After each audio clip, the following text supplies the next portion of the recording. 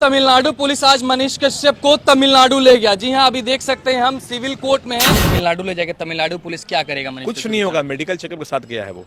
मनीष को यहाँ से भेजने के पहले मेडिकल जांच कराई जाती है। 15 दिन भी इनके पास में नहीं है। 4 तारीख को बेतिया या मनीष को प्रोड्यूस करना है, तो ये 4 के पहले वहाँ से इन्वेस्टिगेशन कंप्लीट करेंगे। अपना रिमांड की अवधि पूरी होगी, प्रोटेक्शन ले गए हैं वो, और बेतिया में प्रोड्यूस करेंगे। और जब लौट के वहाँ से आएंगे फिर उनका मेडिकल जांच होगा। अगर उस जांच में कहीं भी ये होता है तो फिर बिहार वाले और तमिलनाडु वालों के बीच की बात हो जाएगी। अब फिर क्योंकि एक बिहारी को तमिलनाडु में ले जाके आप टॉर्चर कर रहे हैं। हम थाने के अंदर हैं, उनके मेहमान हैं, जो मर्जी कर लें आप, लेकिन जब आप न्यायालय में आते हैं तो आपकी पूरी बोलती बंद हो जाती है, क्योंकि आपको पूर्णतः ये प्रूफ करना पड़ेगा कि मनीष कश्यप टेररिस्ट था। जिस तरह से आप ले रहे हैं उसको कहीं ना कहीं जाती हुई है, तो ये पॉलिटिकल अरेस्ट करके एक बंदे को अगर आप ले जाके तमिलनाडु में या महाराष्ट्र में या बिहार में कहीं भी उसको इस तरह से बेइज्जत कर रहे हैं, उसका पूरा करियर दांव पर लगा दे रहे हैं आप, ये गलत है। जो 10,000 अरब लेके 10,000 करोड़ लेके भाग गए यहाँ से, वहाँ FIR नहीं हो रहा कुछ भी। महाराष्ट्र में जब यूपी बिहार वालों को और हिंदी भाषियों को चुन चुन के मारा जा रहा था और नेशनल टेलीविजन पे दिखाया जा रहा था, FIR क्यों नहीं हुआ था? ये 2 व्यक्ति के बीच की लड़ाई है, जिसको पॉलिटिकलाइज करके और स्टेट को इन्वॉल्व कर दिया गया। तो ये न्यायालय में मनीष कश्यप को पूर्णतः न्याय मिला। सिविल कोर्ट से परमिशन मिला है तमिलनाडु ले जाने के लिए? नहीं, सिविल कोर्ट ने परमिशन तमिलनाडु ने दिया, जेल से परमिशन लिया गया सिविल कोर्ट को। मनीष कश्यप की जितने चाहने वाले हैं उनका सांसें कहीं ना कहीं थम रहा है और मनीष कश्यप का जो है लगातार मुश्किलें बढ़ रहा है। सर, सबसे पहले तो आपका बहुत स्वागत है। बहुत बहुत धन्यवाद आप सबों को भी, सब दर्शकों को।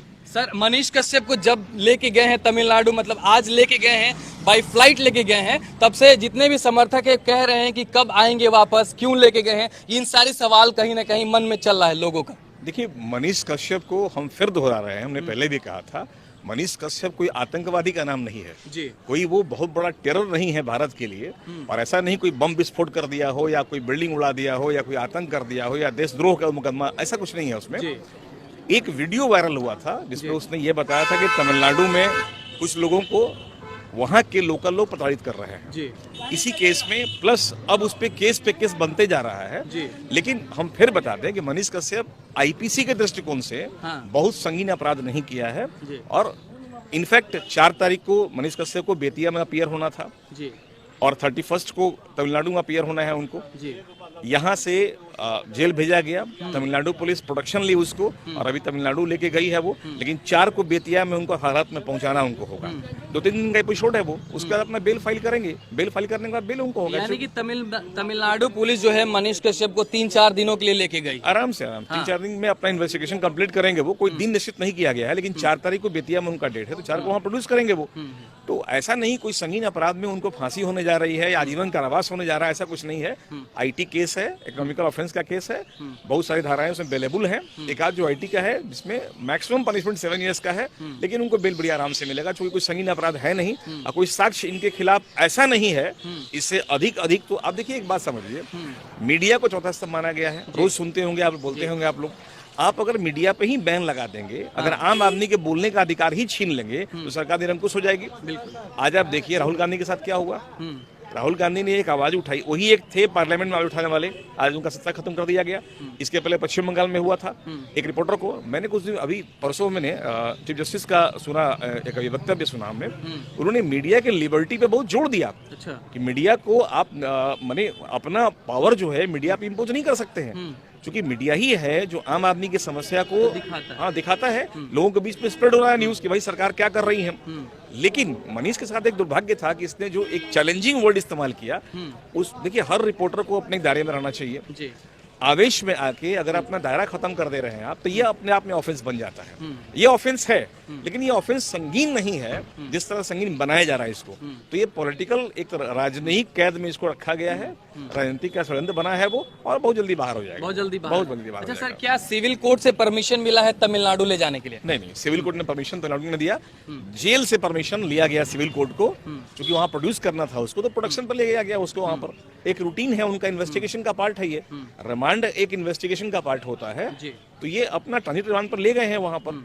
तो प्रोड्यूस किया गया तमिलनाडु में। मैंने पहले भी कहा था कि प्रोडक्शन पे ही ले जाएंगे यहाँ से, तो प्रोडक्शन पे ले गए हैं और फिर उसको 4 तारीख को बेतिया पहुंचाएंगे, वो बेतिया कोर्ट में रहेंगे वो। कहीं ना कहीं बहुत सारे जो लोग हैं वो ये कह रहे हैं, तमिलनाडु पुलिस का भी एक आध दो बयान आया था कि मनीष कश्यप की ये वीडियो बनाने से तमिलनाडु में करोड़ों का नुकसान हुआ है। उनके ये वीडियो बनाने के बाद जितने भी लेबर लोग हैं, बिहार के मजदूर लोग हैं, वो डर गए हैं, तमिलनाडु जाने से भी डर गए हैं। वहाँ का जो भी व्यवस्था था, जितने लोग भी कामकाज वहाँ कर रहे थे लेबर लोग, वो सब लोग बिहार आ गए हैं, नहीं जा रहे हैं, इसलिए तमिलनाडु जो है घाटे में जा रहा है। सहमत। आप ये बताइए हमको, महाराष्ट्र में जब यूपी बिहार वालों को और हिंदी भाषियों को चुन चुन के मारा जा रहा था और नेशनल टेलीविजन पे दिखाया जा रहा था, एफआईआर क्यों नहीं हुआ था? उसमें कितना लॉस महाराष्ट्र को हुआ था?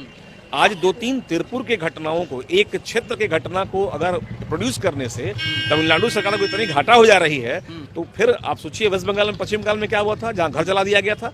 सारे नेशनल चैनल वाले ये दिखा रहे थे कि पश्चिम बंगाल में इलेक्शन के वक्त में जहां भाजपा का दिखाई पड़ रहा था फोटोग्राफ या भाजपा का झंडा था, वहां उस घर को जला दिया गया था। क्या हुआ था वहां पर? कितने चैनल पे हुआ था वहां एफआईआर?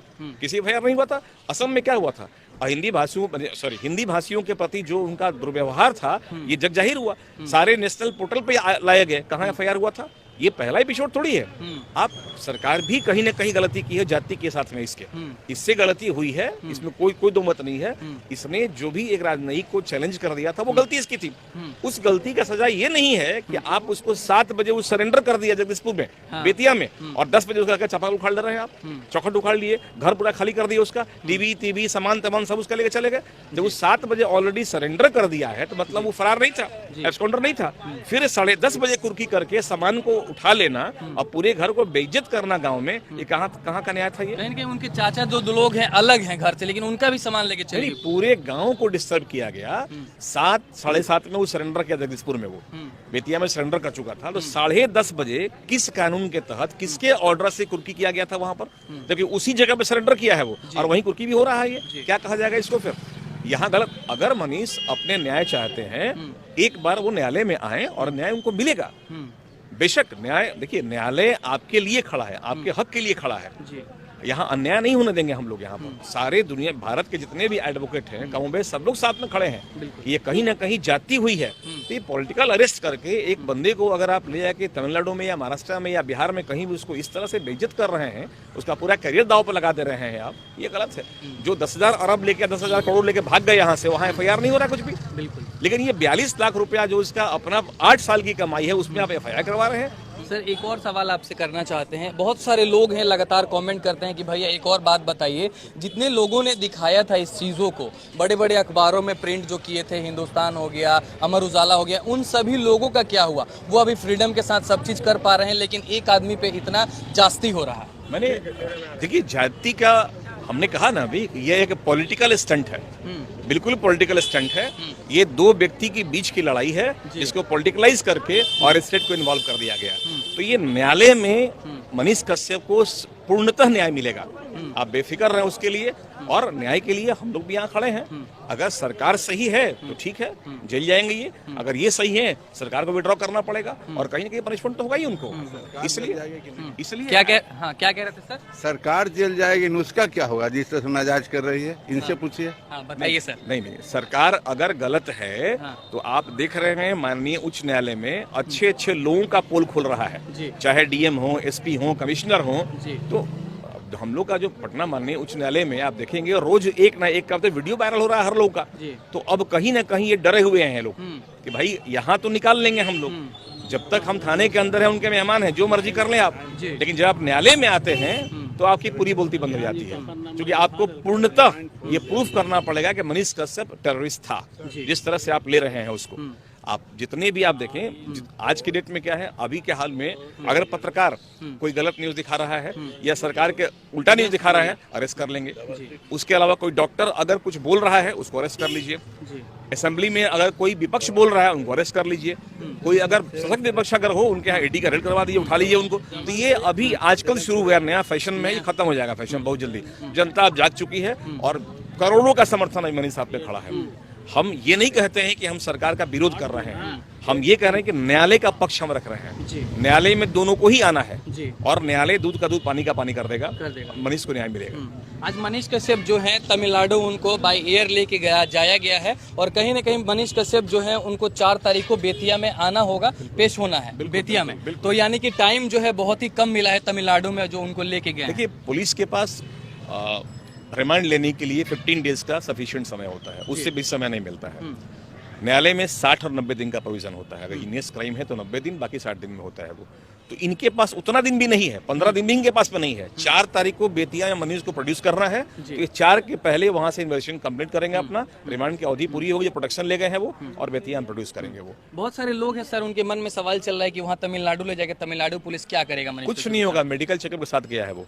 मनीष को यहाँ से भेजने के पहले मेडिकल जांच कराई जाती है और जब लौट के वहां से आएंगे फिर उनका मेडिकल जांच होगा। अगर उस जांच में कहीं भी ये होता है तो फिर बिहार वाले और तमिलनाडु वालों के बीच की बात हो जाएगी। अब फिर क्योंकि एक बिहारी को तमिलनाडु में ले जाके आप टॉर्चर कर रहे हैं, तो ऐसा नहीं कि हम लोग, बिहार जो है एक फैक्ट्री बन गई है मजदूरों का।